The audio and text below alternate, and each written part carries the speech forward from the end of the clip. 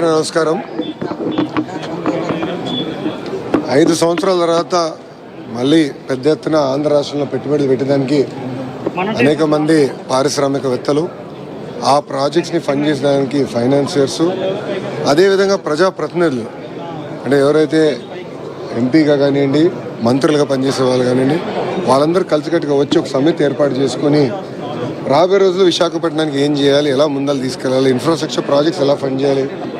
భోగాపురం ఎయిర్పోర్టే అర్థం కాదు, విశాఖపట్నానికి Bhogapuram airport connectivity, metro connectivity, అదేవిధంగా ఆంధ్ర రాష్ట్రంలో ఒక్కొక్క జిల్లాకి ఒక్కొక్క ఫోకస్ ఏరియా అంటే అభివృద్ధి వికేంద్రీకరణ భాగంలో ఒక్కొక్క జిల్లాకి ఒక్కొక్క ఫోకస్ ఏరియా గతంలోనే తెలుగుదేశం ప్రభుత్వం రూపొందించింది. దానికి అనేక పెట్టుబడులు గతంలోనే వచ్చినాయి.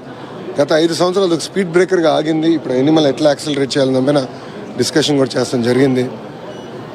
మీ అందరూ తెలుసు, ప్రజలందరూ కూడా తెలుసు, గత 5 సంవత్సరాలుగా గత ప్రభుత్వం రోడ్లు వేస్తాం కానివ్వండి, గుంతలు కనీసం పూడ్చలేదు. దానివల్ల ప్రజలు ఇబ్బంది పడ్డారు.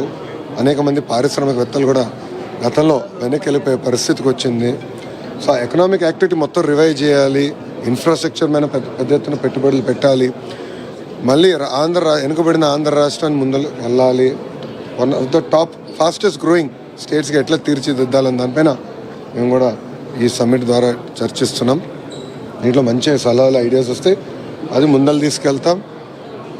అందరూ వచ్చిన డిగ్నిటరీస్ అందరూ కూడా ఒకటే చెప్పాను, మేము ఇచ్చిన 6 హామీలో మొదటి హామీ 20 లక్షల ఉద్యోగాలు కల్పన మా లక్ష్యం అని. దానికి ఎవరు ఎక్కువ ఉద్యోగాలు కల్పిస్తే అలాంటి పెట్టుబడులు పెడితే వాళ్ళకి మెరుగైన ఇన్సెంటివ్స్ ఇస్తాము, వాళ్ళు పెద్ద ఎత్తున ఆహ్వానిస్తామని కూడా నేను వాళ్ళకి హామీ ఇస్తాం జరిగింది. ఇంకా విశాఖపట్నం విషయంలో నేను చాలా స్పష్టంగా చెప్పా, ఇది మన ఐటీ డెస్టినేషన్ అని. గతంలో అనేక డేటా సెంటర్ సంస్థలతో మనం ఒప్పందాలు కూడా కుదుర్చుకున్నాం, కానీ గత ప్రభుత్వం అవన్నీ పక్కన పెట్టేసిన ఒక్క కంపెనీ కూడా సరిగా సీడ్ అవ్వలేదు. రాబోయే రోజుల్లో మీరే చూస్తారు, పెద్ద పెద్ద అనౌన్స్మెంట్స్ విశాఖపట్నానికి రాబోతున్నాయి. విశాఖపట్నాన్ని ఇతర రాష్ట్రాలతో పోటీపడే విధంగా మేము రూపొందిస్తాం. ఇంకో పక్కన ఐటీ పెట్టుబడులు కూడా పెద్ద ఎత్తున తీసుకొస్తాం. నిరుద్యోగ యువకులకి సొంత రాష్ట్రాల్లోనే ఉద్యోగాలు, ఉపాధి కల్పించే లక్ష్యంతో మేము పనిచేస్తాం. సార్, గడిచిన 100 రోజుల్లో సిద్ధం చేశారు. ఇప్పుడు ఆల్రెడీ ఐటీ ఎలక్ట్రానిక్స్ వచ్చగల అనేక కంపెనీలతో కూడా మేము చర్చిస్తాం జరిగింది. ఫస్ట్ నేను ఏం చేశానంటే, ముందులో ఉన్న ఐటీ కంపెనీలతో మీకు తెలుసు, ఇది 3వసారి నేను వైజాగ్ వచ్చాను. దాని ముందరనే ఫస్ట్ వచ్చినప్పుడు ఐటీ కంపెనీలతో మేము మీటింగ్ పెట్టుకున్నాం. వాళ్ళు ఎదుర్కొన్న సమస్యలు ఏంటి, ఇన్సెంటివ్స్ ఏంటి, అవన్నీ స్ట్రీమ్లైన్ చేసాం. ఒక ఐటీ కంపెనీ, పెద్ద ఐటీ కంపెనీ, దాదాపు 1500 మందికి ఉద్యోగాలు కల్పిస్తారు. రాబోయే 5 సంవత్సరాలు 20,000 మందికి ఉద్యోగాలు కల్పించే కంపెనీకి గతంలో కనీసం వీధి దీపాలు వేయలేదు, వాళ్ళకి కావాల్సిన బస్ సౌకర్యాలు అందజేయలేదు. అవన్నీ కూడా క్లియర్ చేశారు. ఎందుకంటే వీళ్ళు మన బ్రాండ్ అంబాసిడర్స్గా ఉంటారు. వీళ్ళతో పాటు ప్యారల్గా ఈ మీటింగ్ అయిన తర్వాత నేను కూడా అనేక ఫీల్డ్ విజిట్స్కి వెళ్తున్నాను. ఎందుకంటే కొంతమంది ఇన్వెస్టర్స్ వచ్చారు, వాళ్ళని కొన్ని ఏరియాస్ చూపించాలి అని కోరారు, వాళ్ళతో నేను వెళ్తున్నా. సో రాబోయే 100 రోజుల్లో ఫస్ట్ 100 days ఉన్నది సెట్ చేసి, రాబోయే 100 రోజుల్లో పాలసీ, ఐటీ పాలసీ అంటే ఒక ఐటీ పాలసీ, జీసీసీ పాలసీ లాంటి అన్నీ తీసుకొచ్చి మేము ప్రజల ముందర పెడతాం, పారిశ్రామికవేత్తల ముందర పెడతాం, రోడ్ షోలు చేస్తాం. అండ్ రాబోయే 100 రోజుల్లో పెద్ద ఎత్తున ఐటీ సంబంధించిన పెట్టుబడులు తీసుకునే లక్ష్యంతో మేము పనిచేస్తాం అండి. నెక్స్ట్ 100 daysలో తీసుకొస్తాం. సార్, మీరు గతంలో ఆల్టర్నేటివ్ టెక్నాలజీస్ మీద ఎక్కువ కాన్సన్ట్రేట్ చేశారు. ఫిన్టెక్ కావచ్చు, బ్లాక్ చైన్ టెక్నాలజీ, ఇట్లాంటివన్నీ కూడా నీరుగార్చినటువంటి పరిస్థితి గడిచిన 5 ఏళ్ల కాలంలో. ఫ్యూచర్ లో ఎలా ఉండబోతుంది అంటే ఆల్టర్నేటివ్ ఐటీ కంపెనీస్ కాకుండా అంటే ఎమర్జింగ్ టెక్నాలజీస్ అనేది, emerging technologies is the right word. ఇప్పుడు మీరు చూస్తే అందుకే డేటా సెంటర్స్ పైన అంత ఫోకస్ చేస్తున్నాం. డేటా సెంటర్స్కి ఏర్పాటు చేయాలి, పెద్ద ఎత్తున పెట్టుబడులు, డబ్బులు వస్తున్నాయి దానికి. దాంతో ప్యారల్గా డేటా మన టెక్నాలజీ కూడా ఎవ్రీ 3 years అప్గ్రేడ్ చేయాలి. సో సర్వర్ మ్యానుఫ్యాక్చరింగ్, అసెంబ్లింగ్ మనం ఎందుకు చేయకూడదు ఆంధ్ర రాష్ట్రంలో అనేది నా పని. డేటా సెంటర్స్కి major cost is energy, renewable energy ఎందుకు ఆంధ్ర రాష్ట్రంలో ఉండకూడదు. సో మొత్తం ఎక్కువ సిస్టమ్ మనం క్యాప్చర్ చేయాలి, ఇది ఒక భాగం. డేటా సెంటర్స్ వస్తే ఆటోమేటిక్గా ఆర్టిఫిషియల్ ఇంటెలిజెన్స్ వస్తుంది, దాంట్లో పెద్ద ఎత్తున ఉద్యోగాలు, ఉపాధి కల్పించగలుగుతాం. గతంలో సంస్థతో ఒప్పందం కుదుర్చుకున్నాం, దాదాపు 1,00,000 కోట్ల పెట్టుబడి, వాళ్ళకి భూమి కూడా నీట్గా చేసి వాళ్ళకి అందించాం, శంకుస్థాపన వేసాం. బట్ ప్రభుత్వాలు మారిన తర్వాత వాళ్ళని కూడా పంపించే పరిస్థితికి వచ్చారు. సో వాళ్ళందరితో నేను మీటింగ్ పెట్టుకున్నాను, తొందరలోనే వాళ్ళతో ముందరికి వెళ్తాం, వాళ్ళ డిస్కస్ చేసి భవిష్యత్ కార్యాచరణ మేము ప్రకటిస్తాం. అవన్నీ నేను సిస్టమేటిక్గా క్లియర్ చేస్తాను. అందుకే నేను మొదటి 100 రోజులు ఉన్న ఐటీ కంపెనీలతో మీటింగ్లు పెట్టుకుని వాళ్ళు ఎదుర్కొన్న ఇబ్బందులు ఏంటి, పెండింగ్ ఇన్సెంటివ్స్ ఏమేమి ఉన్నాయి, గత ప్రభుత్వం అసలు అప్లోడ్ కూడా చేయలేదు.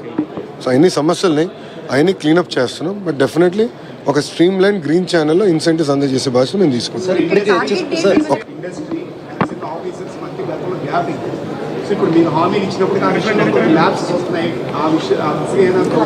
నో అదే I disagree with that logic.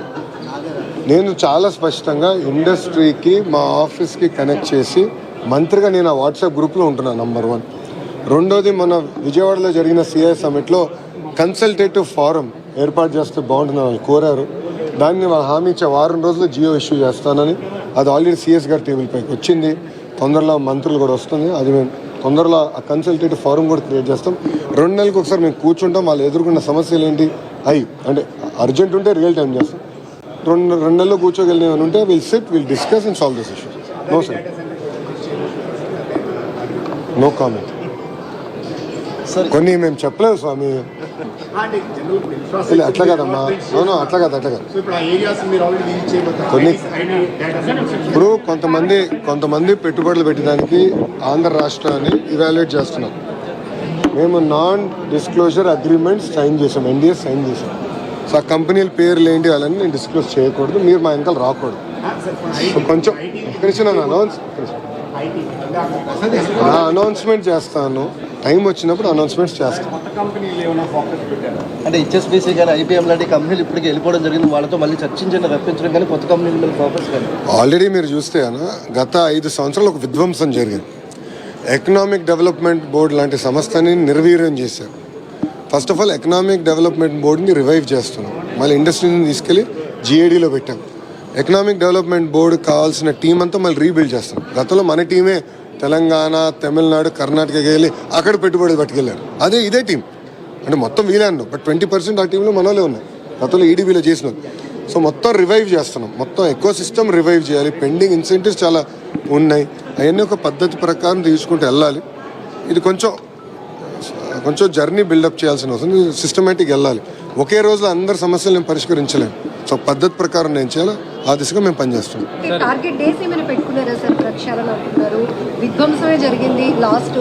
మీరు చూస్తే గత 100 రోజులు అనే కార్యక్రమాలు ఆల్రెడీ చేసాం కదా.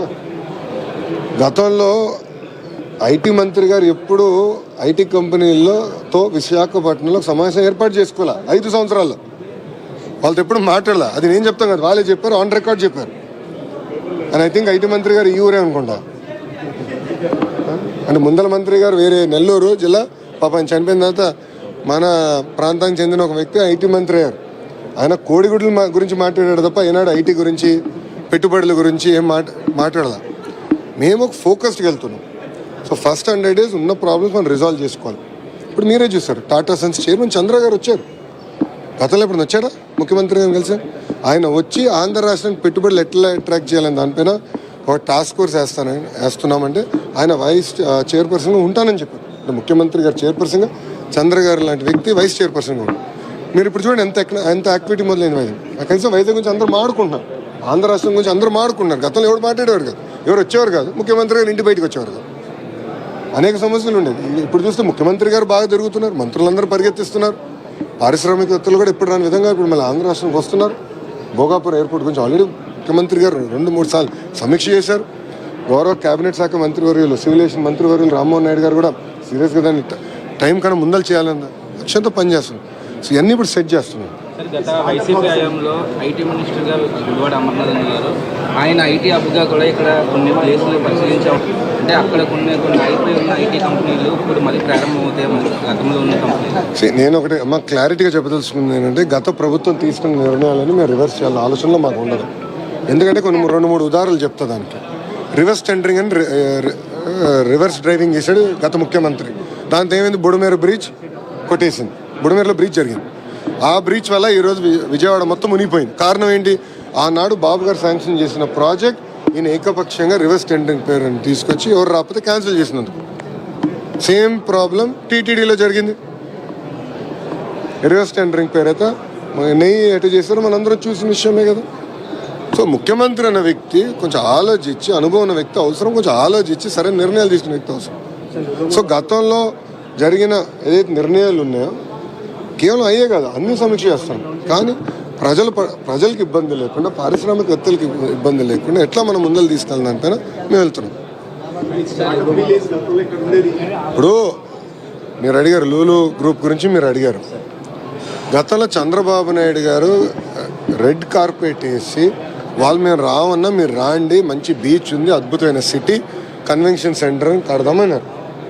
అది కానీ వచ్చి ఉంటే ఈరోజు మనకి ఈ రీజన్ అంటే ఈ ప్రాంతంలోనే అతిపెద్ద కన్వెన్షన్ సెంటర్ వచ్చేది, హోటల్ వచ్చేది, కనీసం 20,000 మంది చేశారు.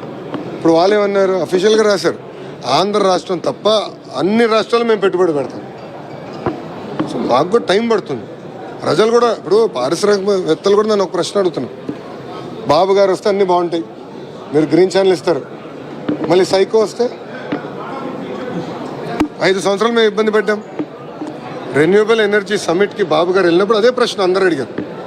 మీరు అన్నీ బాగా చేస్తారు సార్, అన్నీ సెట్ చేస్తారు, మీరు మమ్మల్ని ప్రోత్సహిస్తారు, మమ్మల్ని వెనకాల పరిగెత్తిస్తారు, మళ్ళీ పొరపాటున సైకో వస్తే మళ్ళీ మా పరిస్థితి ఏంటి? ప్రజలు కూడా గమనించాలా. ఎందుకంటే ఇట్లా ఒక సైకో అనే వ్యక్తి ముఖ్యమంత్రి అయినప్పుడు రివర్స్ టెండరింగ్ పేరుతో ఆ రోజు పీపీఎల్ క్యాన్సిల్ చేసి మొత్తం గందరగోళం సృష్టించాడు. దానివల్ల ఈరోజు కరెంట్ ఛార్జీలు కూడా పెరిగినాయి, పారిశ్రామికవేత్తలు కూడా ఇబ్బంది పడ్డారు. ఇప్పుడు లూలు గ్రూప్ లాంటి వ్యక్తులు ఇంకా ఆంధ్ర రాష్ట్రానికి వైపు వచ్చేదాన్ని కొంచెం ఆలోచిస్తున్నారు, భయపడుతున్నారు. ఎందుకంటే పొరపాటు మళ్ళీ అతను వస్తే ఏంటని వేయడంలో చూపించింది. ప్రజలందరూ ఒక ఎష్యూర్డ్ గవర్నమెంట్ ఫ్యూచర్ లో గడిచిన కాలంలో జరిగినటువంటి ప్రభుత్వాలు భవిష్యత్తులో చూడడం అనేటువంటి కాన్ఫిడెన్స్ క్రియేట్ చేసింది. ఆ రెడ్ బుక్ మీదే వాళ్ళ నారా లోకేష్ గారు ఫోకస్ ఉందా, అసలు దానికి ఎట్లాంటి విధానాలు ఉన్నాయి? రెడ్ బుక్ లో నేను రెడ్ బుక్ గురించి ప్రతి పబ్లిక్ మీటింగ్ లో మాట్లాడా. పాదయాత్ర దాదాపు 90 పబ్లిక్ మీటింగ్స్ పెట్టుకున్నాం. దాంట్లో చాలా స్పష్టంగా చెప్పా, ఏ అధికారులు వైకాపా నాయకులు చట్టాన్ని ఉల్లంఘించి ప్రజల్ని ఇబ్బంది పెట్టారో వాళ్ళు వదిలిపెట్టేదే లేదు. వాళ్ళు ఎక్కడ వదిలిపెట్టా? నేను ఆల్రెడీ పనులు చేస్తున్నాం, యాక్షన్ జరిగింది, చాలామంది పోస్టింగ్లు రాలా, కొంతమంది మీద కేసులు కూడా పడినాయి, తొందరలో చాలామంది సస్పెండ్ కాబోతున్నారు, యాక్షన్ జరుగుతుంది. బట్ న్యాయబద్ధంగా చేస్తాం. వాళ్ళలాగా హడావుడిగా దొంగ కేసులు బంజాయించి పట్టుకెళ్ళాం. మేము సిస్టమేటిక్గా వెళ్తాం. We'll take it as part of court of లాలో మేము పద్ధతి ప్రకారం చేస్తాం, అంతేగాని అడ్డగోలుగా నేను చేయను. అది క్లారిటీ. ఇప్పుడు మేము ఎవరం పరదాలు కట్టుకుని రావట్లా. గౌరవ ముఖ్యమంత్రి గారు వస్తే చెట్లు, వైజాగ్లో చెట్లు ఎవరు నరకట్లా. మీరు గమనించండి, గత ముఖ్యమంత్రి గారు వచ్చినప్పుడు అప్పుడున్న భద్రతా సిబ్బందికి ఇప్పుడు చంద్రబాబు నాయుడు గారు వచ్చినప్పుడు ఎలా ఉంది భద్రత? ఆల్మోస్ట్ 80% తగ్గించాం, ఇంకా తగ్గించమండి. మంత్రిగా నేను వచ్చినప్పుడు డిఎస్పీ గారిని పిలిచి దయచేసి మీరు లా అండ్ ఆర్డర్ డ్యూటీకి వెళ్ళండి సార్, బందోబస్తు అవసరం లేదు నేను చెప్పాను. ట్రాఫిక్ ఆపుతున్నారంటే నేను సిపి గారు ఫోన్ చేసి సార్ దయచేసి ట్రాఫిక్ ఎవరి కోసం ఆపద్దండి, అది ముఖ్యమంత్రి గారు క్లియర్గా మాకు డైరెక్షన్ ఇస్తారు, ఎవరి కోసం ఆపద్దని కూడా చెప్పాను. సో ప్రజలకు అందుబాటులో ఉంటాం, ప్రజల సమస్యలు తెలుసుకుంటాం. మాకు ఎవరితో భయం లేదు, ఒకరు ప్రజలకు ఇబ్బంది ఉన్నట్టు తెలుసుకుంటాం. అది మాకున్న చిత్తశుద్ధి. విశాఖ ఉక్కు ఆంధ్రుల హక్కు అనే నినాదంతో స్టీల్ ప్లాంట్ మనకి వచ్చింది గతంలో, కరెక్ట్. విశాఖ ఉక్కు ప్రైవేటీకరణ జరగకూడదని పెద్ద ఎత్తున గతంలో మాట్లాడింది లోకేష్. ఇది నేను పాదయాత్ర ప్రారంభించే ముందర కూడా నేను మాట్లాడా. గత ప్రభుత్వం ఈనాడు విశాఖ ఉక్కు గురించి పట్టించుకోలే, వాళ్ళకి కావాల్సిన ఇన్సెంటివ్స్ ఈనాడు గత ప్రభుత్వం ఇవ్వలే. మేము మాట్లాడుతున్నాం. మైనింగ్ కూడా క్యాన్సిల్ చేశారు. చంద్రబాబు నాయుడు గారు స్వయంగా కేంద్రంలో ఆర్థిక శాఖ మంత్రి గారితో మాట్లాడారు, స్టీల్ మంత్రి గారితో మాట్లాడారు, ఎంపీలందరూ కూడా స్టీల్ మినిస్టర్ దగ్గరికి వెళ్ళారు, చర్చలు జరుపుతున్నారు. అసలు ప్రైవేటీకరణ అన్న పేరు డిస్కషనే లేదు, కానీ రోజు ట్వీట్లు పెడతారు వైకాపాలు. అదేంటో నాకు అర్థం అవ్వదు. అరే వాళ్ళకి ఇంకా బుద్ధి రాలా. విశాఖ ప్రజలు ఇంత తీర్పు వచ్చినా ఎందుకు దుష్ప్రచారం చేస్తున్నారు? ఎవరైనా మాట్లాడారా ప్రైవేటీకరణ గురించి? ఎప్పుడైనా ఎవరైనా చెప్పారా? మా రాష్ట్ర అధ్యక్షుల వారు పల్లా శ్రీనివాస్ గారు చాలా స్పష్టంగా విశాఖ ఉక్కుని ప్రైవేటీకరణ జరగనీయము అని చెప్పారు. మళ్ళీ ఎందుకు వాళ్ళు దుష్ప్రచారం చేస్తున్నారు? దయచేసి ఈ ప్రశ్న వాళ్ళని అడగండి. నేను జగన్మోహన్ రెడ్డి గారు ఎప్పుడైనా దొరికితే ఒక్క నిమిషం, జగన్మోహన్ రెడ్డి గారు ఎప్పుడైనా దొరికితే ఆయన కూడా అడగండి. మీరు ఏంటమ్మా? అక్టోబర్ 2న ప్రజా ఉద్యమానికి ప్రజా సంఘాలు పిలుపునిస్తున్నాయి. అంటే గవర్నమెంట్ నుంచి ఒక ఎష్యూరెన్స్ అనేది ఆల్రెడీ చంద్రబాబు నాయుడు గారే ఎష్యూరెన్స్ ఇచ్చారండి. ప్రతి ప్రెస్ మీట్లో చంద్రబాబు నాయుడు గారే అంటే గౌరవ ముఖ్యమంత్రి గారు చాలా స్పష్టంగా విశాఖ ఉక్కుని మేము ప్రైవేటీకరణ జరగనీయము అని చెప్పారు. ఇంకేం ఎష్యూరెన్స్ కావాలి? మళ్ళీ 500 కోట్లు కేంద్ర ప్రభుత్వం చంద్రబాబు నాయుడు గారు మాట్లాడిన తర్వాత కేంద్ర ప్రభుత్వం 500 కోట్లు గ్రాంట్ ఇచ్చారు.